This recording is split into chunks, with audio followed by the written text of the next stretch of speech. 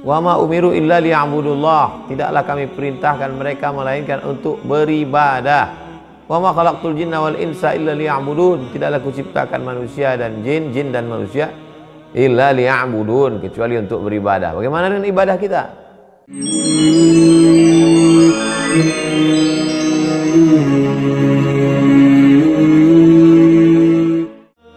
Bismillahirrahmanirrahim. Assalamualaikum warahmatullahi wabarakatuh, sahabatku semua. Alhamdulillah, nyimak dan ngaji bareng lagi kita di channel ini. Sebelum kita mulai, seperti biasa, jangan lupa klik tombol subscribe, like, dan share-nya ya, agar silaturahmi kita tetap terjalin. Mari kita simak dan dengarkan kajiannya. Ada orang menganggap kalau dia sudah pakai gamis, sudah pakai celana kain, sudah pakai jubah, sudah pakai baju koko, sudah pakai hijab, berarti sudah hijrah. Ibarat puzzle itu baru satu kepingan. Jadi hijrah itu mesti utuh secara total. Bahasa Islamnya ya ayyuhalladzina amanu dukhulu, bahasa Al-Qur'annya ya ayyuhalladzina amanu, hai orang beriman, udkhulu, masuklah kamu fi silmi. Dalam ajaran Islam itu kafah, secara total 100%, tidak potongan, bukan kepingan. Diawali dari telinga dulu. Kenapa telinga? Karena dalam Al-Quran dikatakan inna khalaqnal insana min nutfatin amsyajin. Kami jadikan manusia ini, mohon maaf, dari sperma yang bercampur dengan sel telur, faja'alnahu sami'an, mendengar. Apakah kita sudah hijrah dalam hal mendengar? Pertanyaan yang saya tidak ingin mendikte satu-satu. Kamu udah dengar apa enggak? Kita jawablah sendiri. Apa yang sudah kita dengar sebelum hijrah? Apakah ada berubah setelah hijrah? Kalau belum berubah, malam ini kita sedang merefresh, menyegarkan ingatan kita kembali. Berarti kita belum hijrah. Baru pakaian, baru casing saja. Pendengaran kita belum. Kalau masih menyimpan kaset-kaset, CD-CD, MP3, MP4, video, suara yang kita dengar selama ini yang tidak mengingatkan kepada Allah Subhanahu wa taala, malah melalaikan. Yang tidak mengingatkan kepada Allah Subhanahu wa taala, malah isinya justru mengajak pada perbuatan dosa, hijrahlah. Karena sesungguhnya telinga juga akan ditanya. Inna sam'a, pendengaran, wal basar, penglihatan, wal fuad, hati dan pikiran, kullu ulaika kana anhu mas'ula, semua akan disoal, semua akan ditanya, semua akan diminta tanggung jawab di hadapan Allah Subhanahu wa taala. Pintu setan masuk ke dalam hati melalui telinga. Alladzi waswisu, dia berbisik fi sudurin nas, di dalam hati manusia. Apa yang kita dengar, maka dia akan terngiang-ngiang, terbawa-bawa. Kita sedang bawa motor, kita sedang nyetir mobil, kita sedang, bahkan kita dalam sholat, kita pun akan terngiang apa yang kita dengar di luar sholat. Kita mau yang terngiang di telinga kita adalah sholatullah salamullah ala toha rasulillah, sholatullah salamullah ala yasin habibillah. Kita mau yang terngiang di telinga kita adalah sallallahu ala Muhammad sallallahu alaihi wasallam. Siapapun yang menyenangi musik, menyenangi irama, faham apa yang saya katakan, bahwa semua yang dia dengar akan menjadi igawan, akan menjadi kenangan. Walaupun kita tidak ingin mendengarnya, tapi suara itu datang berulang lagi ke telinga kita dan merasuk ke dalam hati kita. Maka hilangkan pendengaran-pendengaran yang tidak mengingatkan kepada Allah Subhanahu wa taala. Karena dia hanya menjadi pintu setan masuk ke dalam hati. Makanya dikatakan wa minan nasi may yashri lahwal hadis.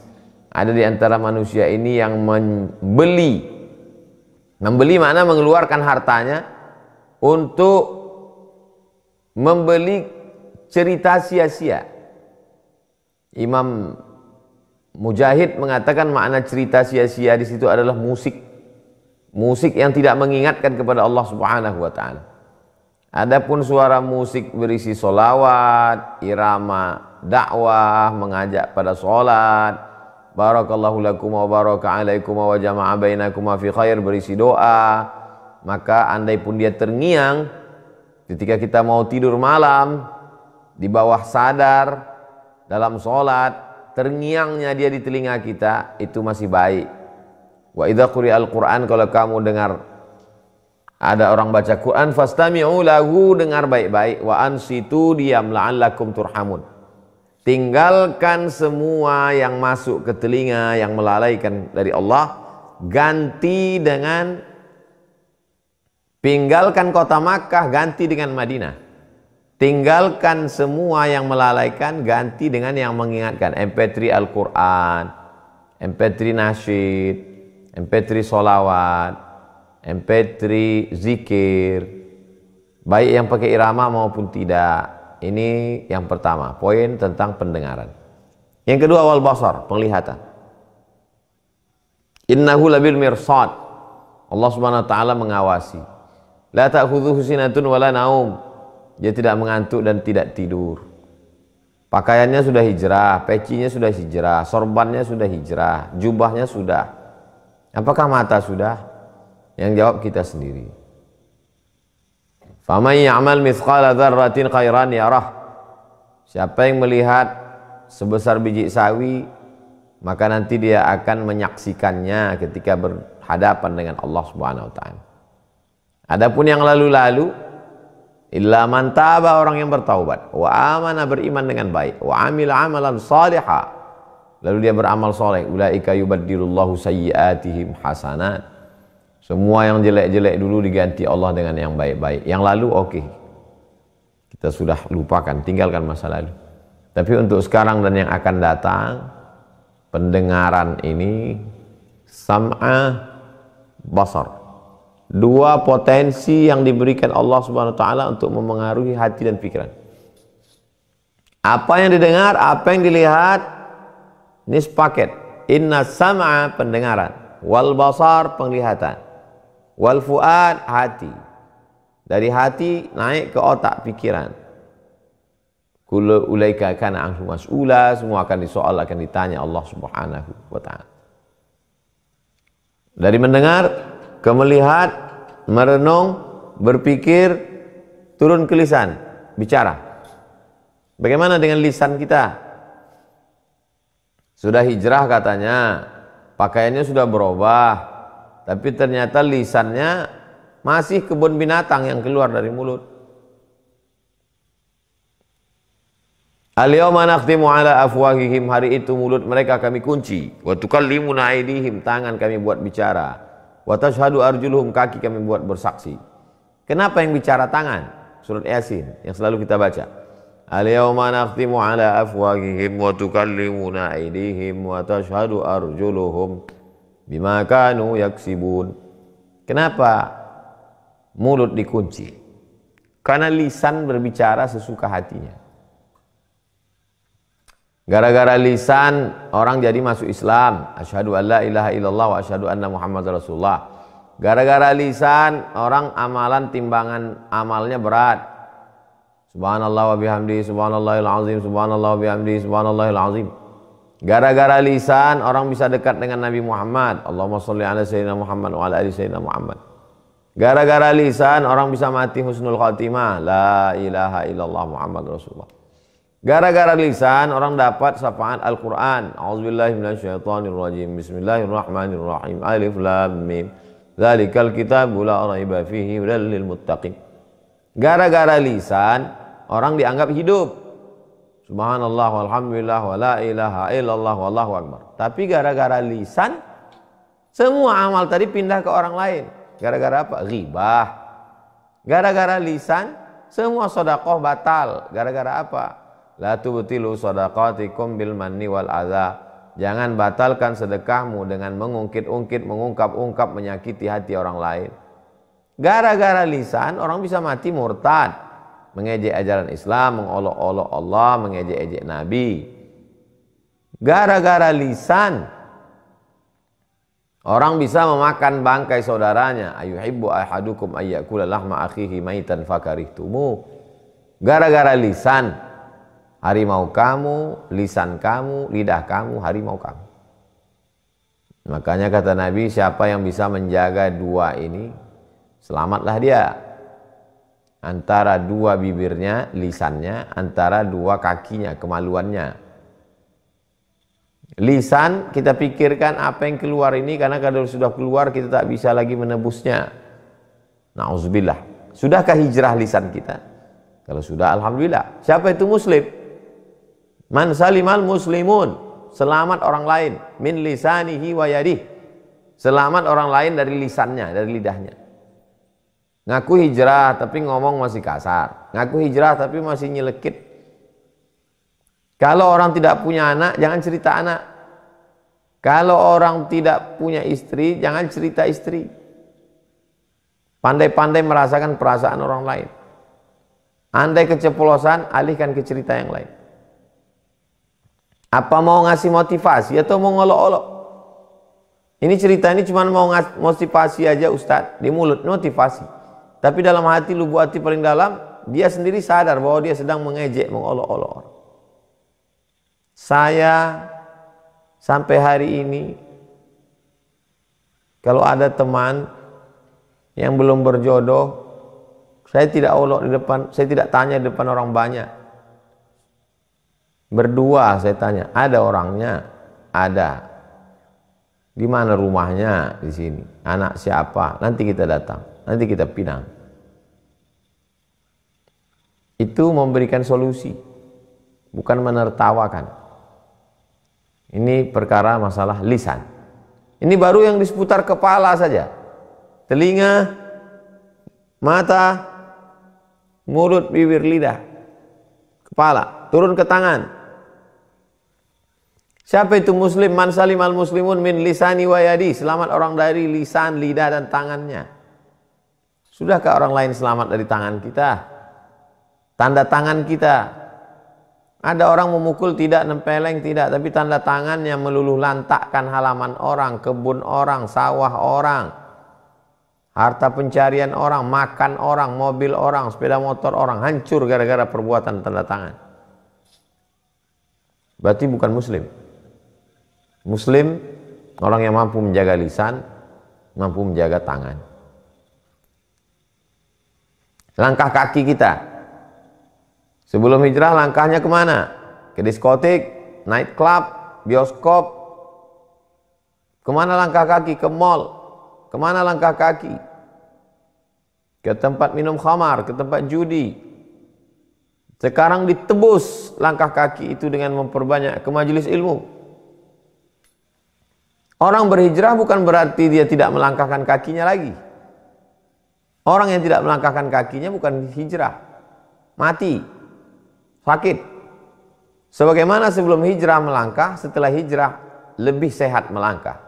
Karena dia tahu bahwa setiap langkah kakinya adalah penghapus dosa. Setiap langkah kakinya adalah peraih pahala. Setiap langkah kakinya adalah menaikkan derajatnya di hadapan Allah Subhanahu wa taala.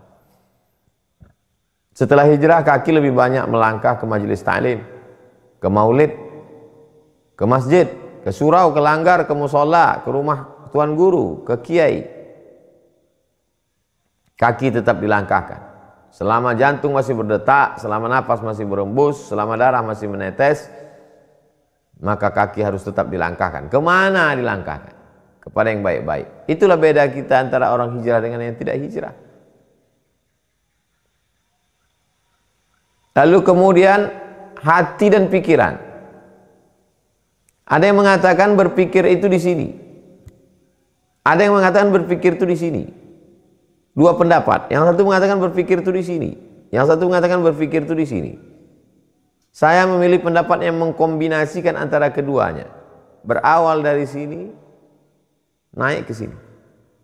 Sesuai dengan kerja aliran darah. Aliran darah disemburkan dari jantung, naik ke otak. Dari otak ke mata, dari otak ke telinga, dari otak ke mulut. Makanya kalau otak tidak dapat asupan darah yang bersih, otak jadi kotor. Nasiyatin, ubun-ubun, otak. Kadzibatin, pembohong penipu. Khotiatin, buat dosa. Asupan oksigen dari jantung disemburkan jantung, dibawa oleh darah naik ke otak. Dari otak ke mata. Otak berpikir, kata otak pikir, lihat ini, kata otak omongin ini, kata otak bicara begini, kata otak langkahkan kaki ke sini. Kita tidak bisa membuat otak kita berhenti berpikir. Kalau ada orang mengatakan kita mesti istirahat berpikir, tidur. Istirahat berpikir, mati. Tidak ada istirahat berpikir. Yang ada adalah membawa pikiran itu kepada yang positif. Makanya ketika berpikir tentang macam-macam, astaghfirullahalazim, astaghfirullahalazim, astaghfirullahalazim. Allahumma salli ala sayyidina Muhammad wa ala ali sayyidina Muhammad, la ilaha illallah, subhanallah bihamdihi, subhanallahil azim. Itulah mengapa walladzina idza fa'alu fahishatan, orang-orang yang tersilap, tersalah, lalu dia melakukan perbuatan dosa, zakarullah, segera berzikir mengingat Allah, astaghfirullahalazim, astaghfirullahalazim. Tidak ada istilah berhenti berpikir. Berhenti berpikir itu nanti mati. Ketika darah dari jantung tidak mengalir ke otak, otak berhenti, membusuk. Selama masih mengalir dia tetap bekerja. Kita hanya bisa mengarahkan dia kepada yang positif, kepada yang lebih baik. Dengan apa? Dengan zikir, dengan berselawat. Pejamkan mata. La ilaha illallah, la ilaha illallah, la ilaha illallah, la ilaha illallah. Karena kalau mau dipikirkan dunia sebesar ini mau dimasukkan ke kepala, pecah pembuluh darah, tak mati, setengah mati, stroke, depresi, kehilangan percaya diri, tak bisa menghadapi orang banyak, tak punya kekuatan. Kekuatan bukan punya kita, kekuatan milik Allah. Allah menitipkannya ke kita, sama seperti tubuh milik Allah. Dia kasih ke kita, sama juga seperti harta, mobil, motor, rumah, duit, emas, perak, semua titipan Allah. Termasuk juga akal, ini titipan Allah. Sampai masanya dia ambil. Walladzina hum li furujihim hafizun, kemaluan. Ya Rasulullah SAW, apakah seorang laki-laki yang mendatangi istrinya dia dapat pahala? Kata Nabi, ya. Kok bisa dapat pahala? Itu kan kebutuhan dia. Idza wada'ahu fi haramin alahu wizrun. Kalau diletakkannya di tempat yang haram, apakah dia dapat dosa? Ya. Kalau diletakkannya di tempat yang haram dia dapat dosa, maka ketika diletakkannya di tempat yang halal dia dapat pahala, kata Nabi. Berpahala karena dia berniat punya anak soleh-solihah. Berpahala karena dia sudah menghindari zina. Berpahala karena dia sudah menyenangkan pasangannya. Idkhalus surur fi qulubil mu'minin, menyenangkan hati orang. Siapa orang yang paling dekat dengan kita? Pasangan hidup. Khairukum khairukum li ahlih. Orang yang paling baik di antara kamu, orang yang paling baik kepada pasangan hidupnya. Kita sudah bahas dari mulai otak, telinga, mata, tangan, kaki, jantung, hati, langkah kaki. Semua ini mesti dibawa kepada ibadah. Wa ma umiru illa liya'budullah. Tidaklah kami perintahkan mereka melainkan untuk beribadah. Wa ma khalaqtul jinna wal insa illa liya'budun. Tidaklah kuciptakan manusia dan jin dan manusia illa liya'budun, kecuali untuk beribadah. Bagaimana dengan ibadah kita? Ibadah harian, ibadah pekanan, ibadah bulanan, ibadah tahunan. Idul Fitri, Idul Adha, nisfu Sya'ban, Maulid Nabi, tahunan. Bagaimana dengan pekanan? Malam Jumat membaca surat Al-Kahfi, pekanan. Berdoa, berzikir, banyak sholawat. Bagaimana dengan harian? Bagaimana dengan sholat sunat kita? Bagaimana dengan menjaga wudhu kita? Bagaimana dengan zikir kita? Ini adalah ibadah. Yang sebenarnya tugas kita di dunia ini untuk beribadah.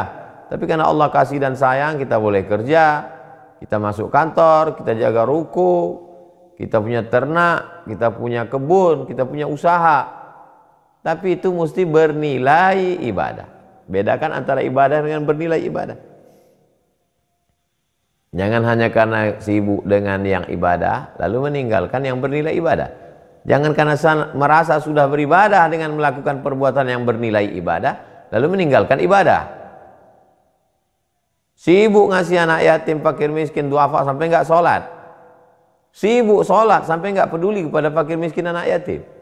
Seimbang antara ibadah mahdah, pure ibadah, dengan ibadah ghairu mahdah, perbuatan-perbuatan yang biasa, semua orang melakukannya, tapi dia bernilai ibadah. Bernilai ibadah kepada Allah Subhanahu wa ta'ala. Bagaimana dengan pakaian? Apakah ibadah pakaian kita sudah islami? Biasanya memang orang yang hijrah, yang pertama dia perhatikan adalah pakaian. Ketika pakaian itu sudah islami, lalu menganggap dia sudah islami. Tutur kata sudah, ibadah sudah. Berikutnya adalah harta. Dulu harta itu begitu ringannya dipakai untuk kongko-kongko di tempat dosa maksiat. Sekarang, adakah ringan mengajak anak yatim fakir miskin untuk makan? Yang makanannya lebih murah daripada minuman waktu kongko-kongko. Minumannya khamar, makanannya sabu, ganja, mahal-mahal semua. Sekarang untuk ngasih lontong sayur ke anak yatim fakir miskin, nasi uduk pun berhitung bukan main. Bagaimana harta? Ara'aital ladzi yukadzibu biddin? Tahukah kamu siapa itu pendusta-pendusta agama? Fadzalikal ladzi yad'ul yatim. Mereka lah orang yang menyia-nyiakan anak yatim. Wala yahuddu 'ala ta'amil miskin. Dulu begitu enaknya saja sebelum hijrah, ganti baju, ganti celana, ganti sepatu, ganti jaket. Sekarang, sudahkah kita pakai duit kita itu untuk mengganti baju sekolah anak yatim yang sobek, dijahit? Setiap dijahit sobek lagi. Kenapa? Lapuk, tidak melekat lagi. Tidak melekat lagi benang itu di kain.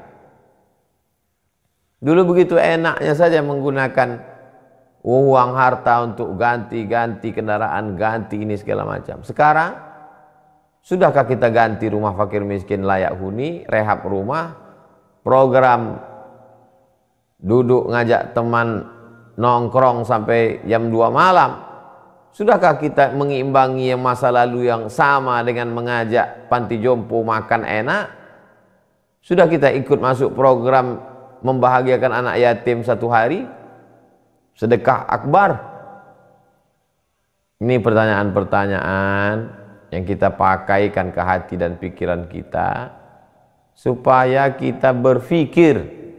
Kita bertobat, berhijrah itu berawal dari berpikir, ingin menemukan titik balik. Saya ini sedang di mana, mau kemana, di sini berapa lama, apa yang akan saya bawa, nanti saya akan mati menghadap Allah SWT, semuanya akan tinggal. Jadi tentang masalah harta ini amat sangat urgen. Harta tidak selamanya dalam bentuk emas. Rumah itu harta, duit itu harta, pakaian itu harta. Semua yang membuat hati kita berpaling, maka disebut harta itu dalam bahasa Arab mal. Artinya miring, condong, hati kita beralih, berpaling dari Allah SWT kepada mereka, maka disebut dengan harta. Yang terakhir, keluarga. Istrinya sudah pakai hijab, suaminya sudah pakai baju koko, sudah ke masjid. Istri sudah pakai hijab, sudah ngaji, suami sudah pakai baju koko, pakai sarung ke masjid dekat dengan habaib ulama. Anak, alhamdulillah anaknya sudah pakai hijab yang perempuan, yang laki-laki sudah sholat berjamaah. Menantu, alhamdulillah menantu juga sudah, cucu. Alhamdulillah anak, bapak, ibu, cucu, menantu sudah semua, adik, kakak, ponakan. Wa anzir ashiratakal aqrabin. Berikanlah peringatan kepada keluarga kerabat dekatmu. Yang diajak Nabi pertama kali kerabat-kerabat dekat, diantaranya Abu Lahab. Saudara bapaknya, saudara kandung, anak dari kakeknya. Tapi kemudian dia menolak dakwah Rasulullah SAW. Maka kata Allah, tabbat yada abi lahabi wa tabb ma aghna anhu maluhu wa ma kasab sayasla naran dzata lahab wa imra'atuhu hammalatal hatab fi jidha hablum min masad. Kita sudah bahas intern dan ekstern. Intern, telinga, mata, tangan, kaki, otak, jantung. Intern. Ekstern, kawan, teman, sahabat, lingkungan, guru, istri, anak, suami. Ekstern. Jadi kalau kita jaga ini, insya Allah puzzle hijrah tersusun dengan rapi, barulah disebut dengan hijrah yang utuh. Gambarnya bagus, cuman hidungnya hilang. Gambarnya bagus, cuman sayang matanya hilang. Gambarnya bagus, cuman sayang kakinya hilang. Tidak utuh. Kita mau hijrah yang utuh karena Allah Subhanahu wa Ta'ala. Karena surga yang kita inginkan surga yang utuh, bukan surga yang sekeping. Alhamdulillahirrabbilalamin. Semoga Allah Subhanahu wa Ta'ala selalu membimbing setiap langkah kita untuk menggapai ridhonya dengan menjalankan semua perintah dan menjauhi semua larangannya, serta dapat mengamalkan sunnah baginda Nabi Shallallahu Alaihi Wasallam. Amin ya Rabbal Alamin. Ikuti terus kajian-kajian bermanfaat di channel ini ya. Terima kasih sudah menyimak dari awal hingga akhir. Walafu minkum, ihdinas syiratal mustaqim. Wassalamualaikum warahmatullahi wabarakatuh.